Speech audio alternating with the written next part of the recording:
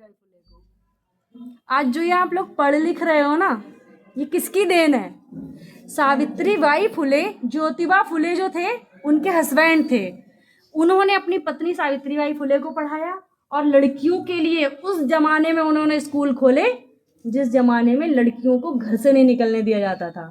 सावित्रीबाई फुले जब लड़कियों को स्कूल पढ़ाने जाती थी तब लोग उन पर कीचड़ फेंकते थे, पत्थर फेंकते थे, उनकी साड़ी गंदी हो जाती थी, वो पर्स में रखे एक साड़ी ले जाती थी, फिर वो पढ़ने जाती थी। उसके बाद उन्होंने जो स्कूल खोले उनमें उन्होंने फिर लड़कियों को पढ़ाना शुरू किया। मतलब ये उनका जज्बा था, ये उनका जोश था, ये उनका जुनून था, वरना वो जिंदगी तो जी रही थी। और उसके बाद अभी साहू जी महाराज की जयंती निकली, जानते हो आप लोग साहू जी महाराज कौन थे?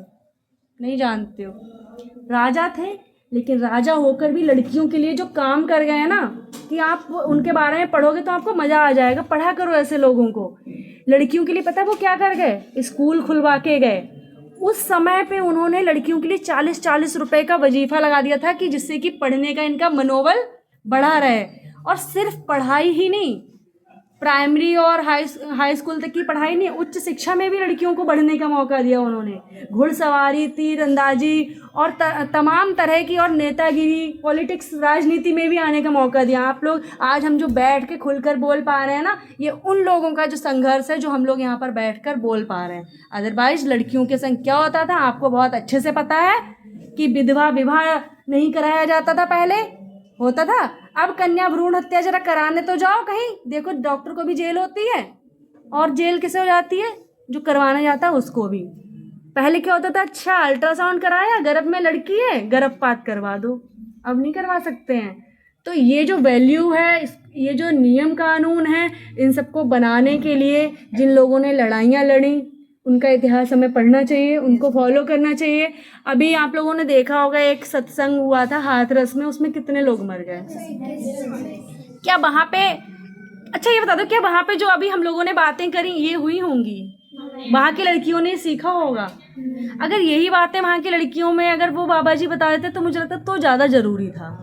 अगर सत्संग करो तो ऐसे वाले सत्संग होने चाहिए ना, होने चाहिए कि नहीं? सत्संग हो तो ऐसे हों। अभी मेरे साथ बेटियां हैं तो मैं ये बेटियों के टॉपिक कर रही हूँ, सबसे ज़्यादा औरतें मरी हैं। तो वहाँ पे क्या मिला उन्हें जाकर? कुछ मिला? कुछ भी नहीं मिला। भक्ति तो घर पे भी कर सकते हो। और मुझे लगता है जो, और मेरा सत्संग जैसा अभी लड़कियों के संग जो सत्संग चल रहा है ना, अगर यहाँ पे महिलाएं होती तो मेरा उनके संग होता, उनके वाले लेवल का। तो मैं चाहती हूँ कि समाज में ऐसी चीज़ों की जागरूकता आए जिनकी हमें ज़रूरत है। हमें फालतू चीज़ों की ज़रूरत नहीं है कि वो महात्मा जी ने चरण रख दिए हैं, हम धो रहे हैं और वो पी रहे हैं बैठ के। उनके चरणों की धूल के लिए भागी थी सब, अब वो धूल तो मिली नहीं, मौत मिल गई। मैं किसी का विरोध नहीं कर रही हूँ, हाँ, मैं किसी संत महात्मा का ये विरोध नहीं कर रही हूँ। सबके अपने अपने मत हैं, सबका अपना अपना मानना है। मेरा बस इतना मानना है, मैं बस इतना कहती हूँ कि चीज़ें ऐसी बताओ जो समाज के लिए ज़रूरी हों, जो हमारी ज़िंदगी जीने के लिए ज़रूरी हों। क्योंकि खाली पीली ऐसे ही अपने आप को भगवान बना के पुजवाना मुझे तो नहीं लगता कि ज़रूरी है। शिक्षा ज़रूरी है, माँ बाप ज़रूरी है, परिवार ज़रूरी है, उसके बाद समाज ज़रूरी है। फालतू चीज़ों का ढोंग और आडंबर हमें नहीं समझ में आता। ठीक है बेटियों?